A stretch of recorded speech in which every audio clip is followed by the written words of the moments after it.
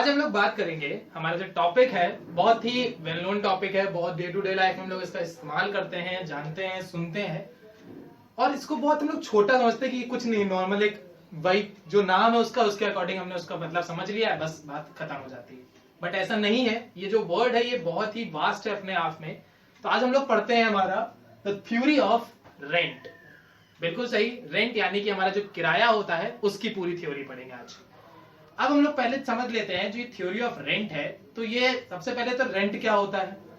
तो रेंट अगर हम लोग बात करें तो rent it is the price for the use of land, यानी कि हम जो लैंड इस्तेमाल कर रहे हैं उस लैंड के इस्तेमाल के लिए जो हम पैसा देते हैं वो पैसा मेरा कहलाता है रेंट।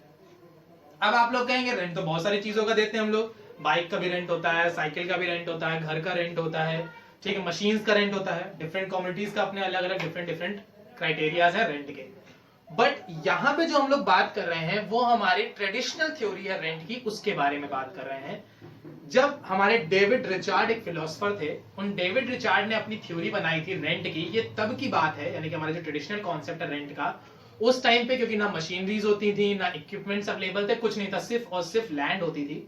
तो उनकी जो पूरी थ्योरी थी या जो पूरा कॉन्सेप्ट था रेंट का, वो बेस था पूरा पूरा लैंड के ऊपर। तो इसीलिए यहाँ पे जो रेंट की हमारी डेफिनेशन है वो भी वही है, it is the price for the use of land, यानी जमीन को इस्तेमाल कर रहे हैं और इस इस्तेमाल के लिए हम उसे जो भी पैसा पे कर रहे हैं वो मेरा कहलाता है रेंट। या फिर factor of productions which are imperfect in the nature of supply, या और जो हमारा लैंड है, अब लैंड तो हमारी लिमिटेड है क्योंकि ये तो गिफ्ट ऑफ नेचर है ना, ये तो हमें नेचर से मिली हुई है, इसकी कोई इंडस्ट्री तो है नहीं कि आप लैंड और बना सकते हैं, नहीं बना सकते। जितनी आपके अर्थ में अवेलेबल है लैंड, आप सिर्फ वही तो इस्तेमाल कर सकते हो, ना तो उससे ज्यादा कर सकते हो, ना उसको प्रोड्यूस कर सकते हो, ना उसमें कुछ चेंजेस कर सकते हो, कुछ नहीं कर सकते हैं। तो हमारे जो लैंड की सप्लाई है वो इम्परफेक्ट है।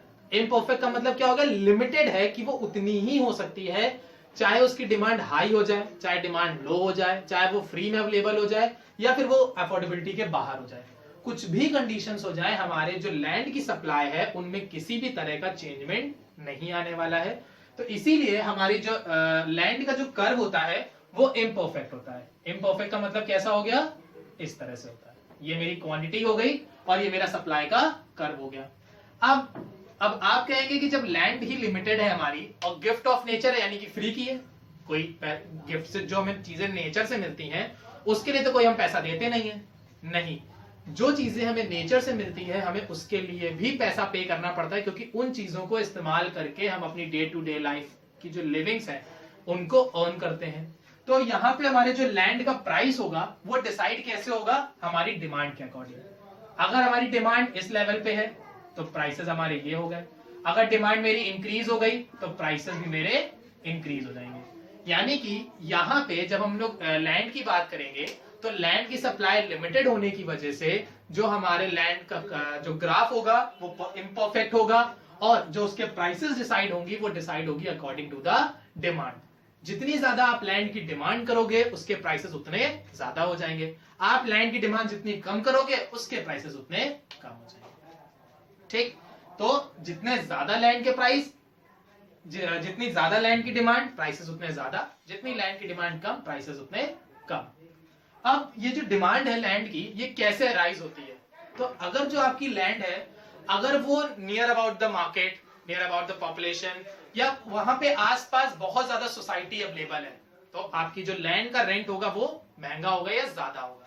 बट अगर आपकी जो लैंड है वो कहीं गांव में पड़ी हुई है, बहुत दूर, वहां आसपास कोई रहता भी नहीं है, कोई मार्केट नहीं है, कुछ नहीं अवेलेबल है, तो उसकी प्राइसेस कम हो जाएंगी। यानी अगर आपकी लैंड पॉश एरिया में है, अच्छे एरिया में, सोसाइटी ज्यादा है, मार्केट नियर अबाउट है, तो फिर आपके लैंड के जो प्राइसेस है वो हाई होंगे। बट अगर आपके लैंड के आसपास नियर अबाउट कोई भी ऐसी चीजें अवेलेबल नहीं है तो आपके लैंड के प्राइसेस कम हो जाएंगे। दूसरा, अब जो मेरा बात करते हैं रेंट होते कितनी तरह के हैं, टाइप्स ऑफ रेंट। तो बेसिकली हमने अपने रेंट की जो ग्रुपिंग है, जो क्राइटेरिया है, उसको 5 पार्ट्स में डिवाइड किया।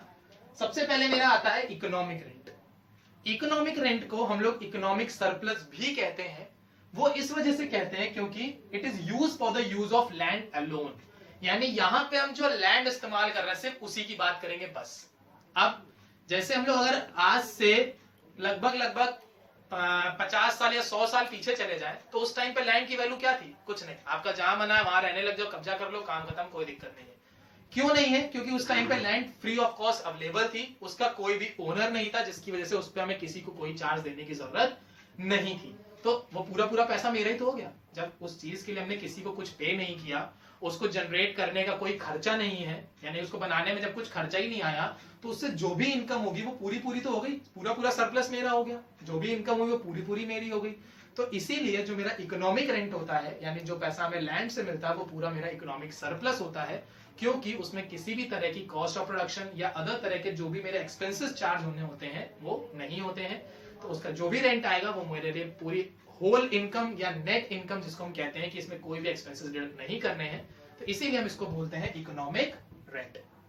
सेकंड मेरा आता है यहाँ पे ग्रॉस रेंट। ग्रॉस रेंट जो हमारा होता है, ये हमारे लैंड पे जो हम सर्विसेज उसको मेंटेन करने के लिए जो सर्विसेज के लिए रेंट दे रहे हैं, वो जैसे हमने किसी को किसी टेनेंट को रखा हुआ है कि मेरी लैंड की देखरेख करे बस। अगर कोई जमीन है मेरी तो उसमें जो खेती हमने करी है, जो कल्टीवेशन के लिए हमने क्रॉप्स ग्रो कराए, उसको देख ले। कोई घर बना है मेरा तो घर में साफ सफाई देखे, चोरी वोरी ना हो।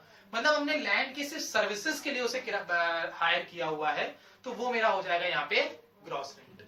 ठीक, जिसमें हम लोग क्या कह रहे हैं, ग्रॉस रेंट सर्विसेज के लिए हो गया और इकोनॉमिक रेंट मेरे लैंड के यूजेस के लिए हो गया। थर्ड आता है मेरा स्कैरसिटी रेंट। स्कैरसिटी का मतलब होता है कमी, यानी कि शॉर्टेज। तो जो स्कैरसिटी रेंट होता है वो पूरा बेस करता है मेरी नीड के ऊपर। जितनी ज्यादा आपको जरूरत होगी उतना ज्यादा आपकी लैंड का प्राइस होगा, जितनी आपको जरूरत कम होगी उतना आपका प्राइस नॉमिनल होगा। अगर आपको जरूरत बहुत ज्यादा है और उसकी अवेलेबिलिटी नहीं है तो प्राइसेस हाई हो जाएंगे। बट अगर आपको उसकी जरूरत पड़ी नहीं रही है इतनी, ठीक है, हो गई, मिल गया तो ठीक, नहीं मिला तो भी ठीक, तो उसके प्राइसेस इतने ज्यादा हाई नहीं होंगे। तो जो मेरी स्कैरसिटी रेंट होता है वो अराइज होता है जब आपकी जो लैंड की सप्लाई है वो लिमिटेड है और जो लैंड अवेलेबल है वो हर जगह एक ही जैसी है, तो फिर वो हमारी कहलाती है स्कैरसिटी रेंट, यानी कि कमी है। उस कमी की वजह से अगर रेंट आपका बढ़ रहा है या घट रहा है तो वो मेरा आता है स्कैरसिटी रेंट। नेक्स्ट आता है डिफरेंशियल रेंट। डिफरेंशियल रेंट हमारे रिचार्डियन थ्योरी जो है, हमारी रिचार्डियन थ्योरी ऑफ रेंट है, उसी रिचार्डियन थ्योरी ऑफ रेंट को हम लोग डिफरेंशियल रेंट भी कहते हैं, क्योंकि ये जो डिफरेंशियल रेंट है ये बेस करता है ऑन फर्टिलिटी पे। फर्टिलिटी का मतलब क्या हो गया, लैंड आपकी जितनी ज्यादा फर्टाइल होगी वो उतनी ज्यादा महंगी होगी। अगर फर्टाइल ज्यादा होगी तो कल्टीवेशन ज्यादा होगा, कल्टीवेशन ज्यादा होगी तो क्रॉप ज्यादा होंगे, क्रॉप ज्यादा होंगे तो ऑब्वियसली उस लैंड का रेंट ज्यादा हो जाएगा। तो जो मेरी डिफरेंशियल रेंट थ्योरी थी वो डिफरेंशियल नाम से ही समझ में आ रहा है कि डिफरेंट रेंट होंगे। तो जैसी आपकी लैंड है वैसा उसका रेंट है। अगर आपकी लैंड फर्टाइल ज्यादा है, उसमें क्रॉप ज्यादा ग्रो हो सकते हैं, तो उसका रेंट भी ज्यादा होगा। बट अगर आपकी लैंड जो है वो बैरन है, उसमें क्रॉप ग्रो नहीं कर सकते हैं, तो उसका रेंट कम होगा। लास्ट आता है contract rent. Contract is just an agreement, जितने भी आपका तय हुआ है कि भाई 2000, 5000, 10,000, 100, 200, 500, जिस भी प्राइस पे आपका तय हुआ है कि आपको इस प्राइस पे हम ये चीज देने के लिए रेडी है रेंट पे, वो मेरा कहलाता है कॉन्ट्रैक्ट रेंट। ये थ्योरी जो भी आपकी रेंट की है, इसको मॉडर्न कॉन्सेप्ट से बिल्कुल रिलेट करने की कोशिश मत करिएगा, नहीं तो ये समझ में नहीं आएगी।